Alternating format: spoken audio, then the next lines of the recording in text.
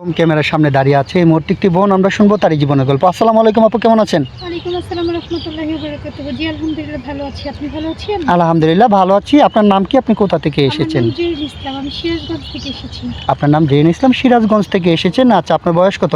আমার বয়স 20 বছর। 20 বছর বয়স। আপনার ফ্যামিলিতে কে কে আছে? ফ্যামিলিতে বাবা আছে অসুস্থ, বিছানায় পড়া, মা আছে মুরব্বী, আমরা 5 বোন। আমি সবার ছোট, 4 বোনের বিয়ে হয়ে গিয়েছে, ওরা ওদের মধ্যে থাকছে।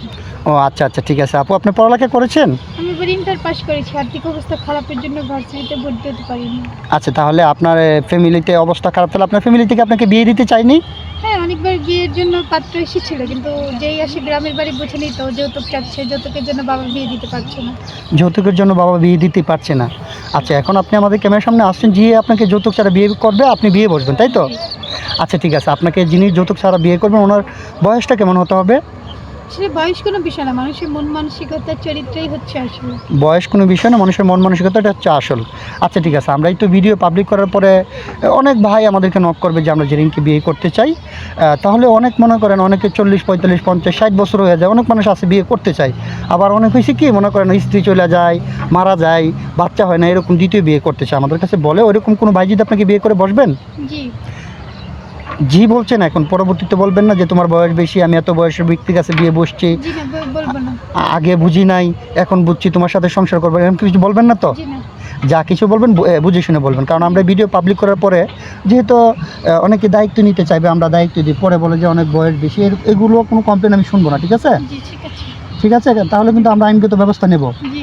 আচ্ছা ঠিক আছে আপু, তাহলে আপনার সাথে যোগাযোগ কীভাবে করবেন? আসলে আমার পার্সোনাল কোনো ফোন নেই, আপনাদের মাধ্যমে যোগাযোগ করতে হবে। আপনার পার্সোনাল কোনো ফোন নেই, আমাদের মাধ্যমে যোগাযোগ করতে হবে। আচ্ছা সুপ্রিয় দর্শক, এই মুহূর্তে দেখতে পাচ্ছেন ডিসপ্লেতে একটি নাম্বার, এই নাম্বারটা হচ্ছে আমাদের, এই নাম্বার ইমো হোয়াটসঅ্যাপ আছে। যদি কোনো ভাই জেরিনের সঙ্গে যোগাযোগ করতে চান তাহলে ওনারা একটা স্ক্রিনশট মেরে পাঠিয়ে দিয়ে আমাদেরকে ভয়েস করবেন, আমাদের প্রতিনিধিরা আপনাদের সাথে যোগাযোগ করবে। আচ্ছা ঠিক আছে জেরিন আপু, এখন কথা হচ্ছে আপনি যেহেতু ইন্টার পাস করেছেন, আপনাকে যিনি বিয়ে করবেন ওনার মানে পড়ার শিক্ষাগত যোগ্যতা কতটুকু থাকতে হবে? মানুষের শিক্ষাগত যোগ্যতা দিয়ে কি করে ওনারা? না, পরে আবার বলবেন না যে তোমার পড়ালেখা নাই, আমি একটা শিক্ষিত মেয়ে, তুমি একটা অশিক্ষিত, এমন কিছু বলবেন না তো? জি না। হ্যাঁ, পুরুষ মানুষের শিক্ষাগত যোগ্যতা দিয়ে লাভ নাই, সেটা আমি জানি, কারণ অনেকে আছে ইন্টার পাস করে রিক্সা চালায়, তাহলে তো এই শিক্ষাগত যোগ্যতা করে লাভ নাই।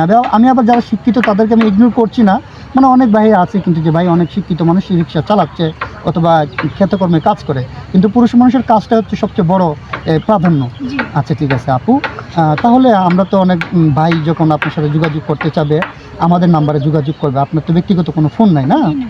আচ্ছা ঠিক আছে, অনেকেই আপনাকে ফোন কিনে দিবে, কিন্তু ফোন কিনে দেওয়ার পরে যদি ওনাদের সাথে ঠিকঠাক মতো কথা না বলেন তাহলে কিন্তু আমরা অ্যাকশন নিতে বাধ্য হব, ঠিক আছে? জি ঠিক আছে। ঠিক আছে, কথাগুলো যেন মনে থাকে। তাহলে আপনার সিঙ্গেল ফ্যামিলি পছন্দ নাকি জয়েন্ট ফ্যামিলি পছন্দ? জয়েন্ট ফ্যামিলি পছন্দ। জয়েন্ট ফ্যামিলি পছন্দ। জয়েন্ট ফ্যামিলি কিন্তু অনেক বড় হয়। জি আলহামদুলিল্লাহ পারবো। পারবেন? জি। আপনি গ্রামের মেয়ে, একটা শিক্ষিত মেয়ে, পরে বলবেন না যে আমি এত মানুষের কাজ করতে পারবো না? জি না, বলবো না। বলবেন না, মন থেকে বলছেন তো? জি। আচ্ছা ঠিক আছে আপু, আপনার জন্য শুভকামনা। ভালো থাকবেন, সুস্থ থাকবেন, আল্লাহ হাফেজ।